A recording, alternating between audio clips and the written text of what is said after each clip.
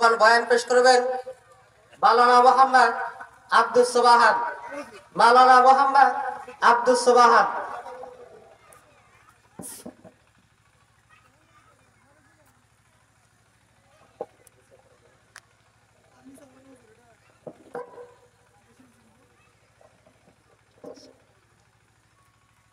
আসসালামু আলাইকুম ওয়া রাহমাতুল্লাহি ওয়া বারাকাতুহু।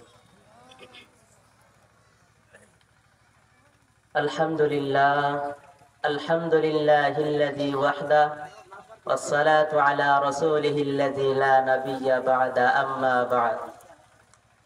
আউযু বিল্লাহি মিনাশ শাইতানির রাজীম। বিসমিল্লাহির রাহমানির রাহিম। قل إن كنتم تحبون الله فاتبعوني يحببكم الله. قال النبي صلى الله عليه وسلم لا يؤمن أحدكم حتى أكون أحب إليه من والده وولده والناس أجمعين. الحمد لله. আল্লাহ তাআলার দরবারে লাখ কোটি শুকরিয়া। রব্বে কারীম আমাদেরকে ফিতনা ফাসাদের জামানায় এত সুন্দর একটি জান্নাতি পরিবেশে বসার তৌফিক দান করেছেন। এই জন্য সকলেই অন্তরের অন্তরস্থল থেকে কালিমাতুশ শুকর আদায় করি আলহামদুলিল্লাহ। আমরা এমন ভাবে শুকরিয়া আদায় করলাম যেন নিজেরাই বুঝতে পারলাম না। দেখা যায় আমাদের চরের মধ্যে অসংখ্য অগণিত মানুষ আছে। কি বলেন আপনারা? কথা বলতে হবে আমাদের সাথে, আছে না? তারা বাড়িতে আছে, আবার কেউ কেউ বাড়ি থেকে আসছেন মাহফিলের উদ্দেশ্যে, কিন্তু তারা বিভিন্ন দোকানপাটের মধ্যে বসে আছে। তাদেরকে আমরা আহ্বান করব, এই জান্নাতি পরিবেশ প্রতিদিন হয় না, এখন হচ্ছে, কিছুক্ষণ পরে আবার থাকবে না। তো বর্তমান সময়ে যে দূর অবস্থা আমাদের মুসলমানদের মধ্যে, চারদিকে যখন অন্যায়, অবিচার, জুলুম, অত্যাচার আর পাশবিকতার জয় জয়কার, গোটা সমাজ পাপাচার অনাচারের ঘোর আধারে নিমজ্জিত, শিক্ষা ও সভ্যতার লালন কেন্দ্র হিসাবে পরিচিত আধুনিক বিশ্ববিদ্যালয়গুলো যখন সন্ত্রাস অপরাধ পরিচালনায় হেডকোয়ার্টারে পরিণত, ইহুদি খ্রিস্টান চক্রের মদতপুষ্ট ইসলাম বিরোধী অপশক্তি ইসলামের বিরোধিতা করতে করতে বর্তমান সময়ে আমাদের মাদ্রাসাগুলোর মধ্যেও তালা লাগাতে লিপ্ত। বিশেষ করে আমাদের পার্শ্ববর্তী রাষ্ট্র ভারতের আসামের মধ্যে অলরেডি প্রায় 40টা মাদ্রাসার মতো কওমি মাদ্রাসাকে তালাবদ্ধ করেছে তারা। সমস্যা একটাই, বাংলাদেশে ইসকনকে নিয়ে কথা বলা হয়। আমাদের ইমানি জাগরণ মুসলমান দাবি করি, ঠিক আছে, কিন্তু দেখেন আজকে জান্নাতি পরিবেশ, এখানে কোনো মুসলমান নাই। যদি এখানে গানের কোনো আয়োজন করা হতো, মনে হয় না এই প্যান্ডেলটা একটু খালি থাকতো। কি বলেন আপনারা? এই জন্য আমরা বলি, যেই ভাই নিজে মুসলমান দাবি করতেছেন কিন্তু এখনো এই জান্নাতি পরিবেশে আসেন নাই, দয়া করে মেহেরবানি করে এখানে এসে পড়েন। আল্লাহ তাআলা আপনাকে জাযায়ে খায়ের দান করবেন। তো আলহামদুলিল্লাহ, সময় একেবারে কম, ভূমিকা বলার সময় নাই, কারণ আমাদের দাওয়াতে মেহমানগণ এখানে এসেছেন। তারা অনেক বড় বড় মাহফিলে তারা দাওয়াত গ্রহণ করেন, কিন্তু ইশারের পরে দেখা যায় অধিকাংশ জায়গায় ইশারের পরেই দ্বিতীয় বক্তা, এরপর যে সমস্ত দাওয়াতি মেহমান থাকেন তারা স্টেজে বয়ান করেন। দুর্ভাগ্য হলো আমাদের চরের মধ্যে মাদ্রাসা হইতেছে, হাফেজ আলেম হইতেছে, কিন্তু ইসলামের প্রতি ওরকম যে ইমানি দায়িত্ব, সেই দায়িত্ববান মানুষ দেখা যাচ্ছে না। কি বলেন আপনারা? আজ আমাদের চরের মধ্যে মুসলমান দাবি করে অনেক মানুষ আছে, ফজরের সময় মসজিদে যাবেন, মুয়াজ্জিন আর ইমাম ছাড়া কোনো মুসল্লি খুঁজে পাওয়া যায় না। কি দরকার আপনাকে মুসলমান দাবি করার? বিশেষ করে যে সমস্ত বাবাদের বয়স 60-এর ঊর্ধ্বে হয়ে গেছে, একটু চিন্তা করে দেখেন, এখন আপনি বিড়িটা ছাড়তে পারলেন না, মুসলমান দাবি করতেছেন। বিড়িটাই আপনি ছাড়তে পারলেন না, ঘরের মধ্যে এত বড় একটা টেলিভিশনটাকে আপনি নামাইতে পারলেন না, কবরে বুঝে আপনি জান্নাত পাবেন? অসম্ভব, কবরে জান্নাত পাবেন না। সাধারণ একটা মোবাইলের মধ্যে যখন 2 সেকেন্ডের মিস কল আসে, হাদিস আর আয়াত তেলাওয়াত করছি ঠিক আছে, কিন্তু ওই রকম আলোচনা করার সময় নাই। আমাদের মেহমানগণ এখানে চলে আসছেন, কিছুক্ষণের মধ্যে তারা আসতেছে, এই জন্য ওই দিকে না যায়। তো বৃদ্ধ বাবাদেরকে একটু বলতেছি, বাবা দেখেন সময় একেবারেই কম, আপনার 60 বছর বয়স হয়ে গেছে, আপনার সন্তান কিভাবে দুনিয়ার মধ্যে জীবন যাপন করবে, তাকে লক্ষ লক্ষ টাকা খরচ করে বিদেশের মধ্যে পাঠাইতেছেন, সে দুনিয়ার মধ্যে কিভাবে চলবে,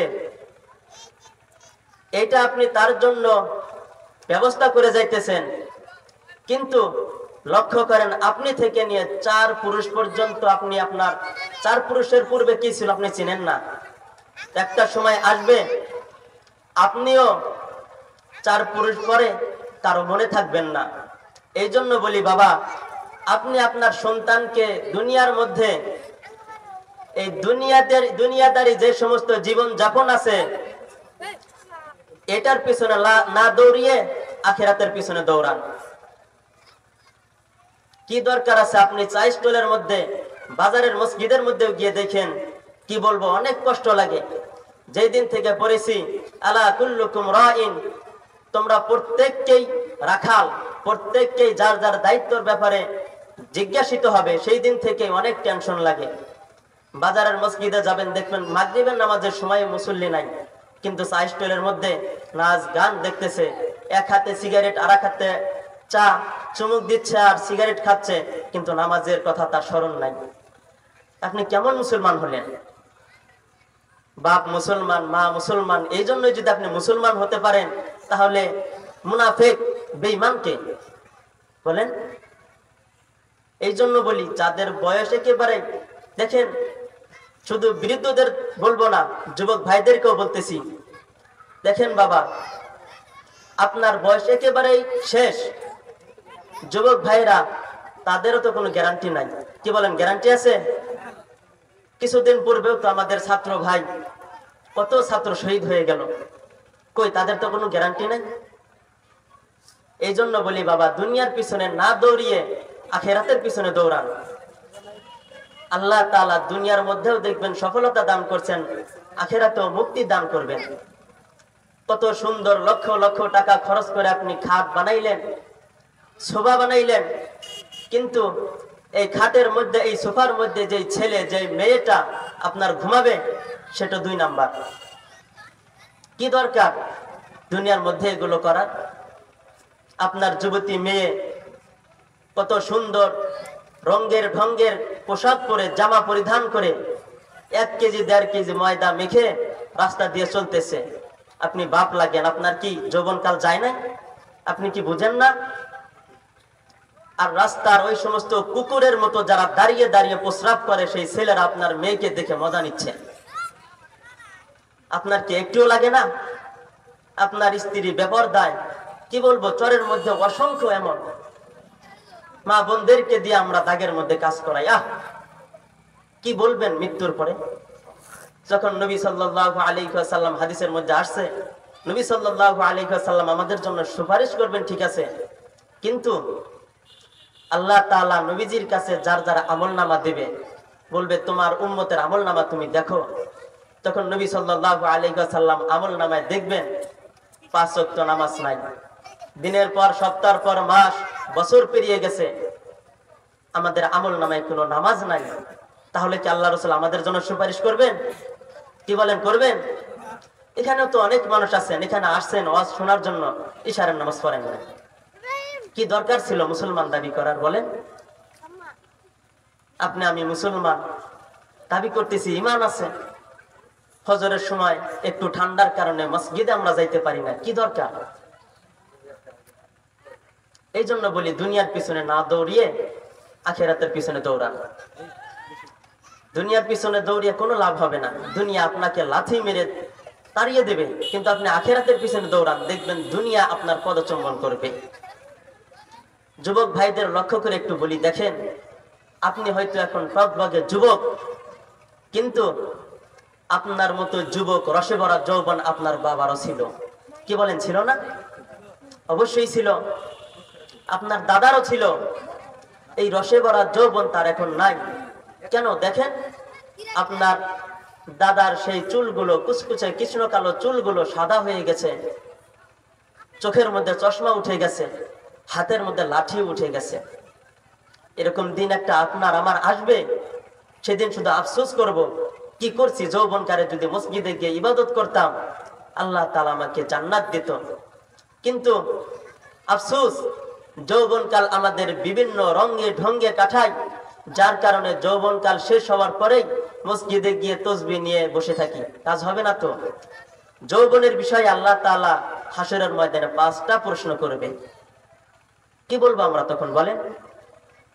আর এই যে মোবাইল নামক একটি ভাইরাস মুসলমানদের মধ্যে ঢুকিয়ে দিয়েছে ইহুদি খ্রিস্টান, নারী নেশা, এই মোবাইলের কারণে অসংখ্য অগণিত যুবক নারী নেশায় পড়ে গেছে।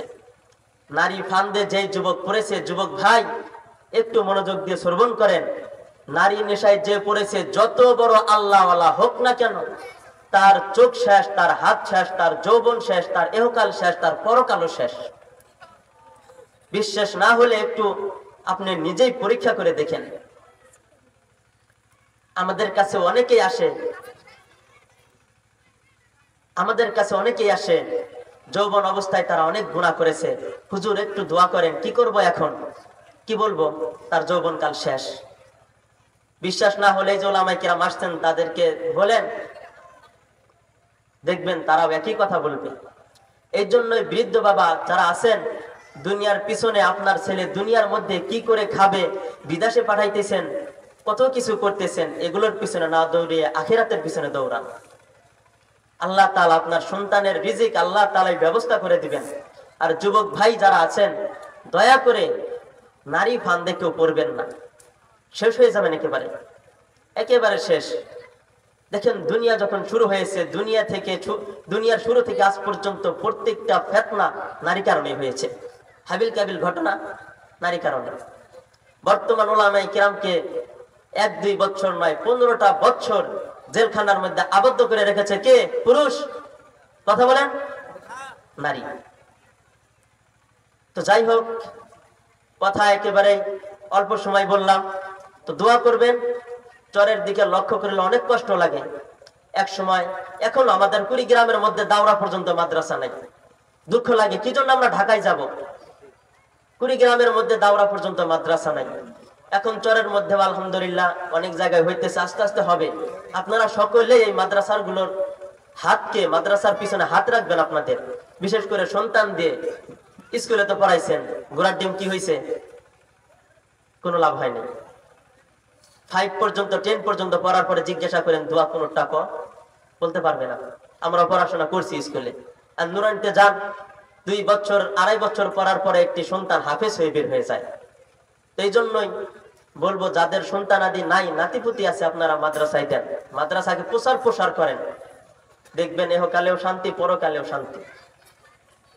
আর যুবক ভাই যারা আছেন, সন্তানাদি হয়েছে, মাদ্রাসায় দেন সন্তানাদি। ইদানিং বেড়ে গেছে ছাত্র, আলহামদুলিল্লাহ। প্রত্যেকটা মাদ্রাসায় খোঁজ নেওয়া হয়েছে, প্রায় 20 ছাত্র হয়েছে। এগুলো আমাদেরই সম্পদ। আমরাও যারা ঢাকা পড়াশোনা করি, আপনাদেরই সম্পদ আমরা। দেখা যায় কুড়িগ্রামের ছাত্র, আলহামদুলিল্লাহ, কসম করে বললে গুনাহ হবে না, যেই ক্লাসে কুড়িগ্রামের ছাত্র আছে, 1, 2, 3 অন্য কোন ছাত্র এসে নিবে, আলহামদুলিল্লাহ, এরকম ইতিহাস নাই। খবর নিয়ে দেখেন, হয়তো এলাকায় আসলে আমাদের দাম নাই, যার কারণে বিভিন্ন জায়গায় দেখা যায় যখন মানুষ মরে যায়, তখন আসো একটু জানাজা পড়াও, একটু কবরটা খোদো। কিন্তু যখন কি বলবো, থাক ওদিকে না যাই, যখন একটু আমরা সত্য কথাগুলো বলি, কোরআন হাদিসের কথা বলি, তখনই হয়ে যায় অমুকের ছেলে কি শিখে আসছে, বাপ দাদা এই করছে সেই করছে। তোমার বাপ দাদার ধর্মের উপর আবু জাহেলও ছিল। হাদিস কোরআন পড়ো, তারপরে দেখো তার স্থানটা কোথায় হয়েছে। বাপ দাদাকে নিয়ে থাকো, মিলাদ কিয়াম পড়ো, এই সেই করো, দেখবা তোমারও জায়গা ওখানেই যাবে। বিশেষ করে বেদাত অনেক হয়েছে আমাদের শহরের মধ্যে। তো আমাদের বিশেষ করে যারা ছাত্র আছি আমরা অচিরেই আমরা একটি দল গঠন করব আলহামদুলিল্লাহ। চরের মধ্যে থেকে বিশেষ করে কুফর বেদাতকে আমরা দূরীভূত করব আমাদের চর থেকে। এই যে বিভিন্ন রিলিফ আসে, এই রিলিফ কি বলবো, চেয়ারম্যানের কাছে মেম্বারের পিছনে কেন আপনি তার পিছনে দৌড়াবেন? আপনি আল্লাহর কাছে যান, তাহাজ্জুদের সময় আপনি কাঁদেন, দেখবেন এই চেয়ারম্যান আপনাকে এসে বলবে অমুক ভাই আপনি একটা নাম নেন, বলবেন আমার দরকার নেই। তো আলহামদুলিল্লাহ কথা অনেক ছিল, যে হাদিস পড়েছি, যে আয়াত তেলাওয়াত করেছি ওই দিকে যাইতে পারি নাই। তো যে সমস্ত কথা বললাম এবং আমাদের উলামায়ে হযরত আসছেন তারাও বলবেন, সকলে আখিরে মোনাজাত পর্যন্ত থাকবে ইনশাআল্লাহ। এই বলে আমি আমার এখানে সংক্ষিপ্ত কথা শেষ করছি। আল্লাহ তাআলা আমাদের সবাইকে, সর্বপ্রথম আমাকে এবং সবাইকে আমল করার তৌফিক দান করুন। ওয়া আখির দাওয়ানি আলহামদুলিল্লাহি রাব্বিল আলামিন। আসসালামু আলাইকুম ওয়া রাহমাতুল্লাহি ওয়া বারাকাতুহু।